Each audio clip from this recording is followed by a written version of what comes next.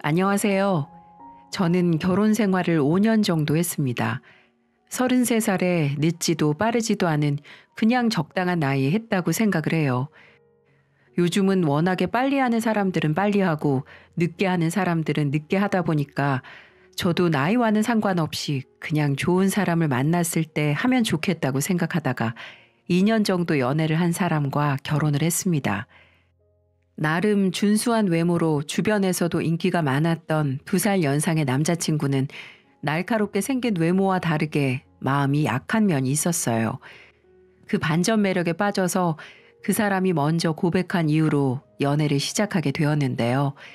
웃음 코드나 취미 생활이 비슷했던 저희는 점점 더 서로에게 끌렸고 싸우기도 많이 싸웠지만 결국에는 결혼까지 골인을 하게 되었습니다. 그런데 둘이 결혼을 하기로 마음을 먹고 서로 양가 부모님께 인사를 드리던 날, 저는 순간 결혼을 다시 한번 생각하게 되었어요. 바로 아들을 끔찍하게 생각하는 남편의 어머니 때문이었죠. 처음 같이 밥을 먹는 자리에서 저에게 예비 시어머니였던 그분은 대뜸 이런 질문을 하더군요. 우리 애가 밖에서 참 인기가 많지? 네? 아, 네. 어머님이 멋있게 낳아주셔서 그런지 저희 사귀기 전에 인기 많았었어요. 그랬겠지. 내가 어디 나가서도 안 꼴리게 얼마나 애지중지 키웠는데 결혼하고 나서도 네가 마음고생이 많지 않을까. 나는 그게 걱정이야. 아, 그런 일은 없어야겠죠. 그래도 호민 씨도 연애하면서 그랬으니까 결혼해서도 가정에 충실한 남편이 될 거라고 믿어요. 또 그래야 하고요. 그거야 여자 하기 나름이지. 네, 제가 잘해볼게요. 며느리 될 사람 앞에서 무례하게 말씀하시는 예비 시어머니가 이해되지 않았습니다. 그리고 연애를 하면서 남자친구 어머니가 남자친구를 끔찍하게 생각한다는 건 알았지만 제가 생각했던 것보다 훨씬 더 심하다는 걸 그 자리에서 느낄 수 있었어요. 하지만 그걸 대수롭지 않게 생각했던 건 남편 고향이 지방이었기 때문에 결혼하고 나서 수도권에서 살 우리를 생각하면 자주 만나지 않아도 된다는 것 때문이었죠. 아무리 시집살이를 한다고 해도 솔직히 지방에 살면서 힘들게 하기는 어려울 테니까요. 그 이후에도 몇 번의 고비가 있었습니다.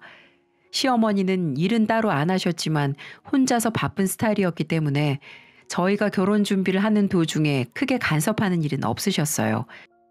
대신에 혼수를 하는 과정에서 한 번 큰 소리가 오간 사건이 있었습니다. 저희 둘은 혼수를 크게 하지 않을 생각이었어요. 너무 거칠의식의 결혼식은 하고 싶지 않았거든요. 하지만 어머니 쪽에서 노발대발하면서 혼수를 안 하는 게 말이 되냐며 난리를 피우기 시작하셨어요.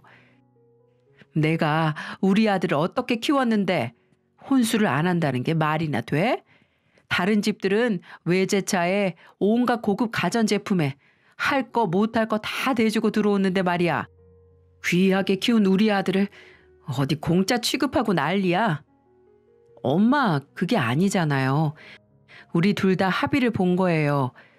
집도 우리 둘이 같이 장만하고 각자 차도 쓸만하게 있고 가전제품이야 몇 개만 새로 사면 될 것 같아서 그렇게 하기로 한 거예요. 필요 없다. 새집살이 시작하는데 쓰던 거는 무슨 쓰던 거. 집이야 뭐 한두 푼이라니 그게. 그건 당연히 둘이서 같이 준비를 하는 거지. 어머니의 말도 안 되는 논리에 저는 속으로 입이 떡 벌어졌지만 일단은 후퇴를 했습니다. 몇 번 안 겪었지만 저 고집이 황소고집보다 더 세다는 걸 이미 파악을 했기 때문이었죠. 저희 부모님도 제 이야기를 듣더니 완전히 화가 나셔서는 큰 소리를 내셨어요. 예, 당장 그 집 전화해. 나도 내 딸 못 준다고. 옛날에는 다 남자 쪽에서 집하고 여자가 혼수하고 했다고 하지만 지금은 시대가 그게 아니잖아. 무슨 조선시대에 살았다니 그 양반들은? 나도 너 못 보내. 엄마, 진정해요.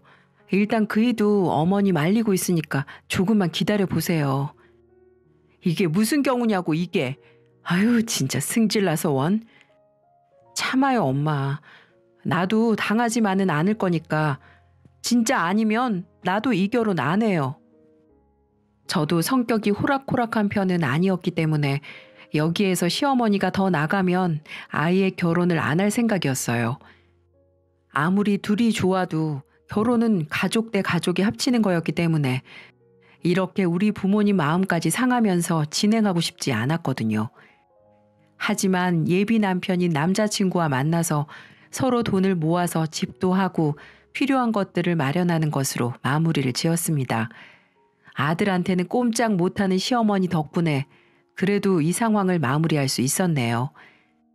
그렇게 살짝 삐그덕거리긴 했지만 저희는 결혼에 성공했습니다. 솔직히 다른 사람들도 결혼 준비하는 과정에서 이 정도 어려움은 겪는 거라 생각을 하면서 저를 다독였어요. 그렇게 결혼 후 이제부터는 행복한 가정을 만들어 나가는 길만 있다고 생각을 했습니다. 하지만 금세 또 우리 부부에게 불행이 찾아왔어요. 결혼하고 나서 저희는 1년 정도는 신혼을 즐기자며 아이 계획을 세우지 않았습니다. 그런데 알고 보니 3대 독자였던 우리 남편에게 온 친척들의 관심이 전부 다 쏠려 있었더라고요. 1년 정도가 지나고 나니까 여기저기서 왜 아이를 갖지 않느냐며 보채기 시작했습니다. 이때부터는 어차피 저희도 슬슬 아이를 가질 계획을 세우고 있었기 때문에 날짜에 맞춰서 계획을 실행해 나가기 시작했어요. 그런데 몇 달이 지나도록 우리에게는 새 생명의 축복이 찾아오지 않더라고요. 처음부터 잘 되는 경우가 많지 않기 때문에 저희 둘은 일단은 더 노력을 해보기로 했죠. 그리고 사실 주변 어른들이 급했지 저희는 급하지 않았기 때문에 일단은 계속해서 시도를 했습니다. 하지만 점점 2년이 지나고 3년이 지나도 저희에게 아기 소식은 쉽게 찾아오지 않았어요. 여보, 왜 남들은 벌써 둘째, 셋째까지 낳을 때 우리는 한 명 갖는 것도 이렇게 어려울까? 걱정하지 마. 나는 우리 둘만 살아도 충분해. 너무 걱정되면 병원을 한 번 더 가볼까? 병원 이미 다니고 있는데도 안 되는 거잖아. 우리가 좀 어려운 케이스라고 말하긴 했지만 그래도 이건 진짜 너무한 것 같아. 어머니도 매번 전화 와서는 보채는 거 진짜 힘들기도 하고. 엄마는 걱정하지 마. 내가 전화 드릴게. 스트레스 주면 더 안 된다고. 저는 솔직히 말해서 아이에 대해 급한 마음은 없었습니다. 남편 말처럼 둘이 사는 것도 충분했거든요. 근데 어머니가 제 생리 주기에 배란 일까지 다 파악하고는 하루가 멀다 하고 전화를 하셔서 이번에는 어떻게 됐냐, 시도는 해본 거냐, 이런 무례한 질문들을 마구 쏟아내셨어요. 심지어는 부부관계에 대한 내용까지 다 물어보시니까 진짜 나중에는 미쳐버리겠더라고요. 이런 경우는 어딜 가도 들어보질 못했어서 저는 슬슬 한계에 다다르고 있었습니다. 그러다가 결정적인 사건이 하나 있었어요. 얘야, 나 다음 달에 너네 집 옆으로 이사 간다. 네? 아니, 갑자기 이사를 오신다고요? 그동안에 아무 말씀 없으셨잖아요. 내가 무슨 너네한테 보고하고 이사해야 하니? 그런 건 아니지만 너무 갑작스러워서요. 그것도 저희 집 옆으로 오신다고요? 언제 집을 알아보신 거예요? 아유, 뭘 그렇게 꼬치꼬치 캐물어. 내가 다 알아서 했다. 어쨌든 그렇게 알고 있으라고.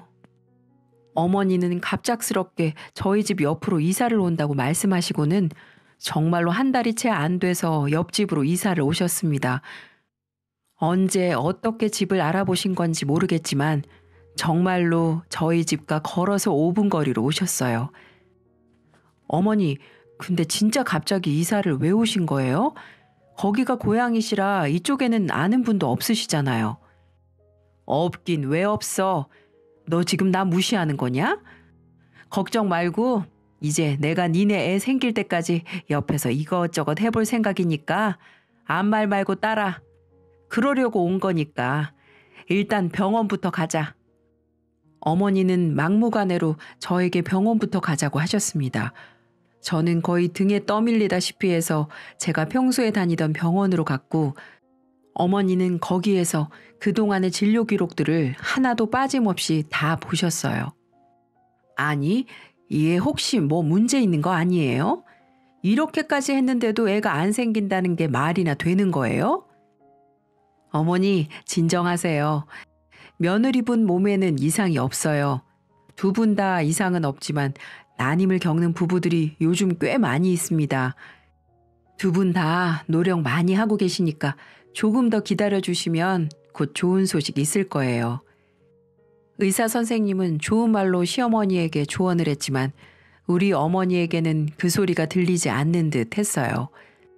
어머니는 병원에서 나오자마자 한의원으로 가더니 애 잘 들어서는 약을 지어야겠다며 남편 것과 제 것을 지으셨습니다. 솔직히 그것까지는 괜찮았어요. 저도 그 정도 노력은 해야 한다고 생각을 했거든요. 하지만 그 뒤부터 시어머니의 간섭은 점점 더 심해졌습니다. 저희 집 비밀번호를 한번 알게 된 이후로는 시도 때도 없이 집으로 찾아들어와 안방에 야한 속옷을 넣어놓고 가신다든지 정말 이해할 수 없는 행동들을 하셨거든요. 그것뿐만이 아닙니다. 심지어는 어디 용한 곳에서 써왔다며 부적까지 붙여놓으셨더라고요. 저는 진짜 더 이상은 참을 수가 없어서 어머니에게 말씀드렸죠. 어머님, 손자를 정말 원하시는 건 알겠는데요.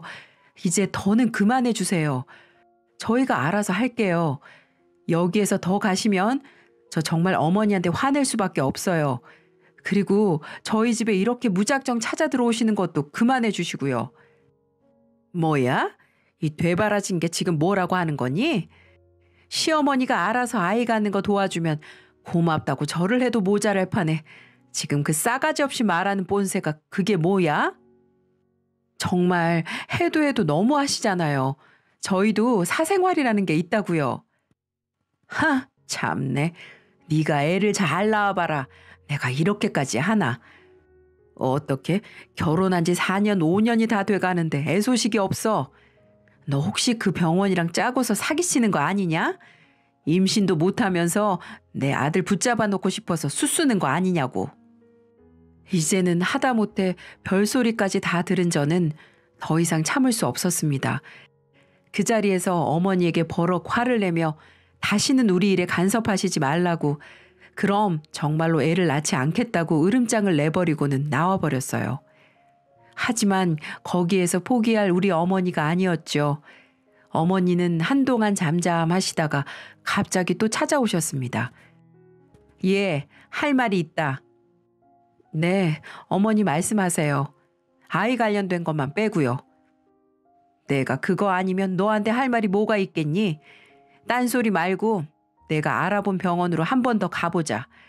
니네 결혼한 게 5년이고 벌써 네 나이가 38이고 내 아들도 나이가 더 차기 전에 빨리 해결을 해야 할 것 아니냐. 알았어요. 그럼 그 병원까지만 딱 가고 여기서 멈추시는 거예요? 나머지는 저희가 알아서 해요. 알았어. 그렇게 하마. 어머니께 약속을 받아내고는 저희 둘은 어머니가 알아보신 병원으로 찾아갔습니다. 그 산부인과는 정말 유명한 곳인지 사람들이 바글바글 하더라고요. 그리고 그곳에서 저는 충격적인 이야기를 들어야 했습니다. 안타깝게도 며느님은 임신이 어려운 분이시네요. 자궁이 너무 약해서 아이가 들어서기가 힘든 환경입니다. 뭐라고요? 물론 약한 편이라고는 했지만 지금까지 노력만 하면 충분히 될 거라고 하셨었는데. 그 전까지는 그랬겠죠. 하지만 이제는 나이가 들면서 자궁 나이도 많아져 좀 어려워지셨어요. 안타깝게도 아이는 포기하시는 게 좋을 것 같습니다. 너무나도 충격적인 소리를 들은 저는 그 어느 말도 귀에 들리지 않았어요. 하지만 그 옆에서 우리 시어머니는 완전히 흥분 상태로 들어가 소리를 고래고래 지르셨어요. 내가 이럴 줄 알았다. 이럴 줄 알았어. 사기를 쳐도 아주 단단히 쳤어. 이래서 집에 여자가 잘 들어와야 한다는 말이 있는 건데, 아이고 내 팔자야. 어머니는 집으로 가는 내내 소리를 지르셨고 저는 대답할 힘도 없어 넋이 나간 채로 집으로 갔습니다. 어머니도 제풀에 지쳤는지 곧장 본인 집으로 가시더라고요. 그 후로 어머니는 저에게 일절 아이 얘기를 꺼내지 않으셨습니다. 저도 그날 바로 남편에게 모든 사실을 이야기하고 아이 문제에 대해서는 더 이상 생각하지 않고 우선은 우리 두 부부에게 집중하기로 이야기를 마쳤고요. 하지만 충격적인 사건은 여기에서 멈추지 않았습니다. 그 뒤로 저희 부부에게 어떤 간섭도 하지 않는 시어머니 덕에 저는 나름 평온한 생활을 유지했어요. 아이에 대한 슬픔도 있고 그저 평범하게 저의 삶을 살 수 있었지요. 그런데 제가 우리 시어머니를 너무 얕본 거였습니다. 우리 어머니는 뒤에서 정말 무시무시한 일을 벌이고 계셨거든요. 저는 다니던 회사에서 승진을 하게 되어 출장이 좀 많아지게 되었습니다. 그래서 지방으로 나가는 일이 많아 하루 정도 외박할 일이 한 달에 몇 번씩은 있었고요. 그런데 제가 지방으로 출장만 가면 남편과 연락이 안 되는 겁니다. 처음에는 혼자만의 시간 보내느라 신나서 이러는구나 싶어서 봐줬죠. 남편에게도 개인적인 시간이 필요할 테니까요. 하지만 점점 연락이 안 되는 걸 느끼면서 화가 나고 있었어요. 그러다 하루는 출장이 생각보다 일찍 끝나서 하루 늦게 와야 하는 걸 미리 집으로 들어갈 수 있는 날이 있었습니다. 그날도 어김없이 연락이 안 되는 남편으로 인해 일찍 집에 들어가게 되었다는 이야기를 전달하지 못한 채 집으로 들어갔습니다. 그리고 저는 집에 들어서자마자 충격에 휩싸여 온몸이 굳어버리고 말았어요. 그리고 점점 떨리기 시작하더니 정신이 나가는 듯한 느낌을 받았습니다. 난생 처음 보는 여자와 우리 남편이 안방에서 완전히 발가벗고는 뒤엉켜 있는 모습으로 있었거든요. 남편은 아무런 연락도 받지 못한 채 그런 모습으로 저를 맞이하게 되어 꽤나 당황스러워하고 있었고 그 상간녀는 뭐가 그렇게 당당한지 그 옆에서 웃으면서 저희 둘의 모습을 지켜보고 있더군요. 당신 지금 뭐 하고 있는 거야? 그 옆에 여자 누구야? 여보, 내 이야기 좀 들어봐. 그게 있잖아. 아유, 이 어리버리. 뭐가 그렇게 무서워서 벌벌 떨어요? 이봐요. 당신이 그 애 못 가는 며느리예요? 나 당신 시어머니가 남편한테 소개시켜준 사람. 나한테 당신 손자 좀 낳아달라고 그렇게 부탁을 해서 내가 어쩔 수 없이 몇 번 만나주고 있는 거예요. 그러게 애초에 애를 잘 가졌으면 얼마나 좋아. 뭐라고? 저는 제정신이 아닌 듯한 상간녀의 말에 더 미치는 줄 알았습니다. 그리고 이 모든 일의 배우가 시어머니라는 것에 더욱 충격적이었고요. 이때부터는 나도 당하고 살 수만은 없다는 생각에 침대 위에 그대로 있는 남녀의 사진과 동영상을 막 찍기 시작했어요. 당신들 내가 가만두나 봐. 절대 용서 안 해. 용서 못 해. 이게 뭐 하는 짓이야? 그만두지 못해? 갑작스럽게 사진과 동영상을 찍힌 두 사람은 적잖이 당황을 했는지 핸드폰을 뺏으려 저에게 다가오기 시작하더군요. 저는 그때도 멈추지 않고 계속해서 증거물들을 찍었고요. 아무리 말려도 억척스럽게 사진을 찍어대는 저를 남편은 힘으로 저지를 했습니다. 그대로 주먹으로 제 얼굴을 내리치고는 마구 폭행을 하기 시작했어요. 그리고 그 옆에 있던 상간녀도 같이 폭행을 하기 시작했죠. 결국에는 사진과 동영상을 찍었던 핸드폰은 완전히 부서진 채로 엉망이 되어 널브러져 있었습니다. 저는 집에 들어온 지 반나절도 안 되어 일어난 이 모든 상황들이 너무 무섭고 힘들고 충격적이었어요. 그리고 너무나 큰 상처가 되었고요. 믿어 의심치 않았던 남편이 나 몰래 불륜을 저지르고 있었고 그걸 무마하기 위해서 저를 이렇게까지 폭행을 했다는 사실이 믿기지 않았거든요. 일단 저는 정신을 차리고 나서 곧장 병원으로 갔습니다. 그리고 모든 폭행의 흔적을 병원 기록으로 남겼어요. 이 정도면 충분히 고소가 가능한 수준이라고 하기에 저는 최대한 많은 증거물들을 남겼습니다.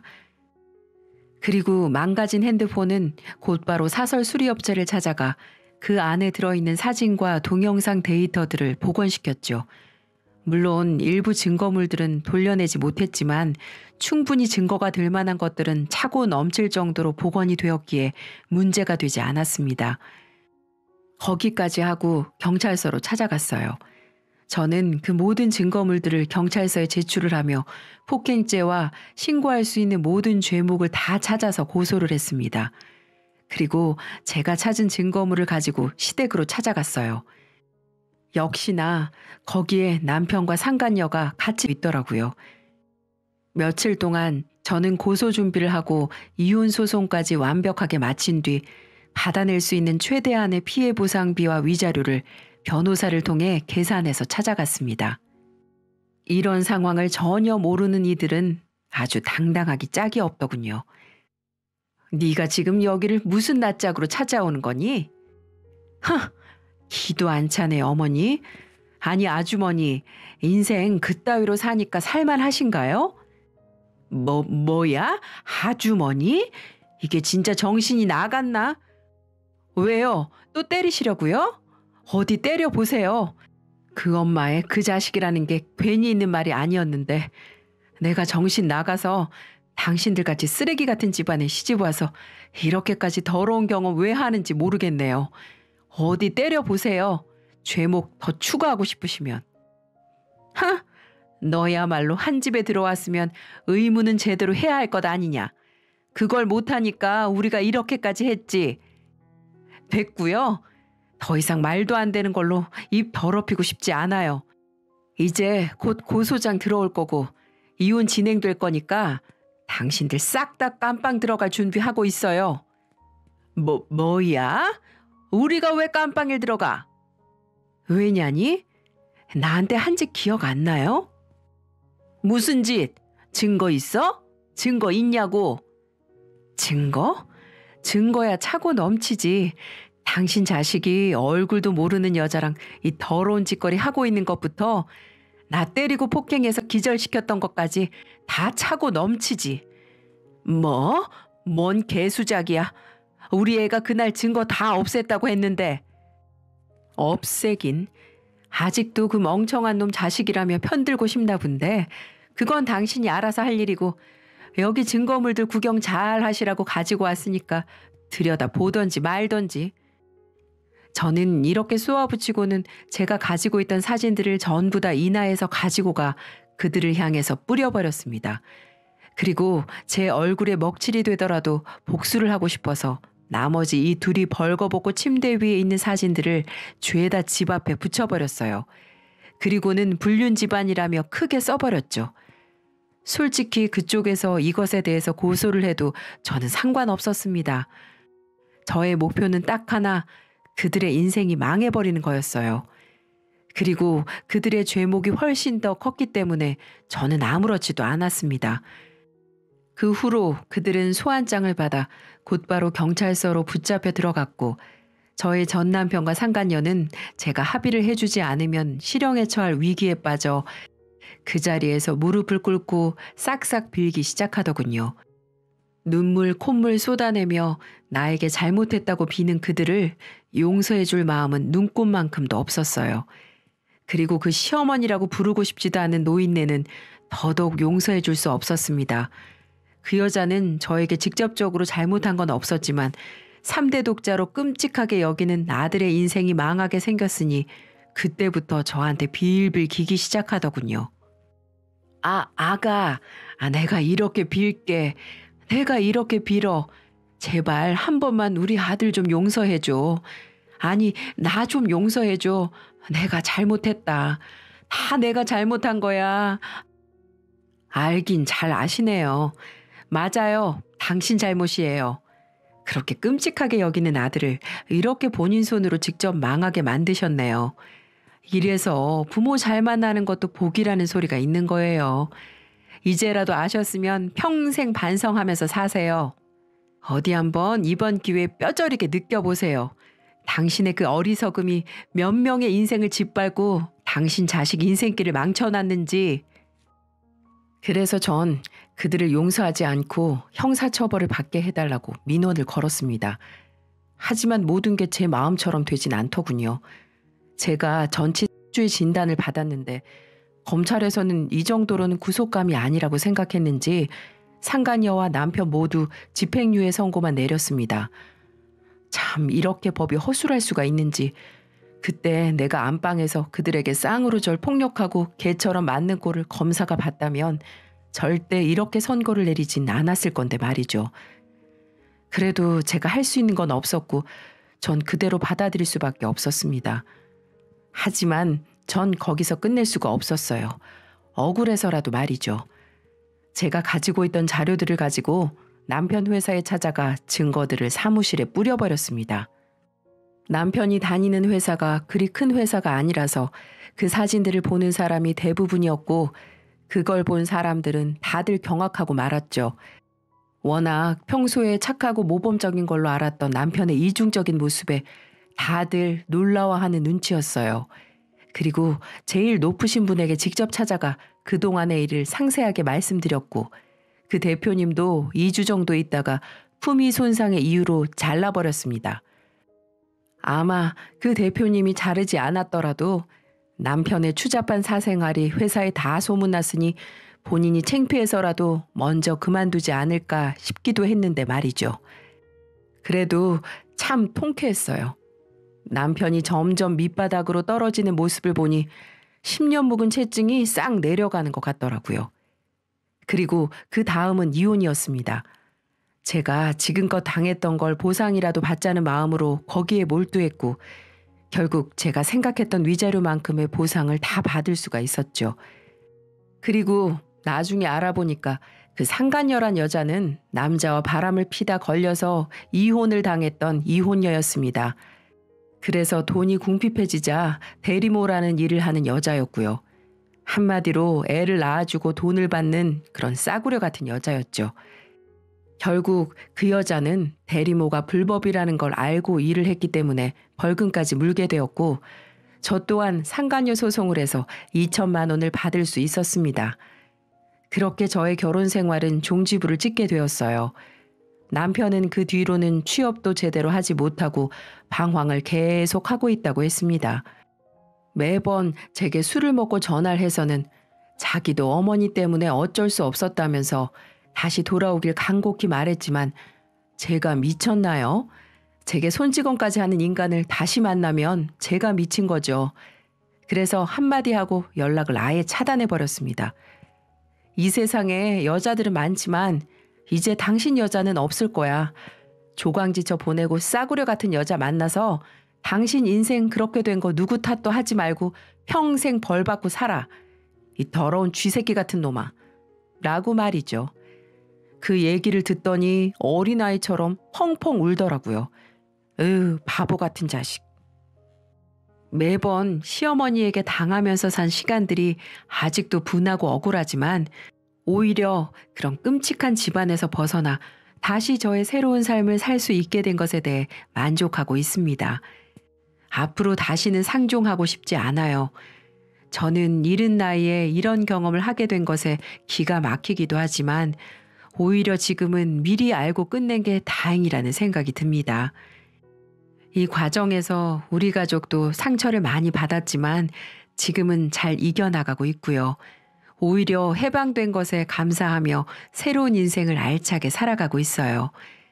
앞으로 누구를 만날 땐 정말 더 신중하게 만나야 할 것 같습니다. 여러분들도 연애를 하든 결혼을 하든 그 사람만 보기보다는 주변인들도 잘 보면서 정말 좋은 사람 만나셨으면 좋겠네요.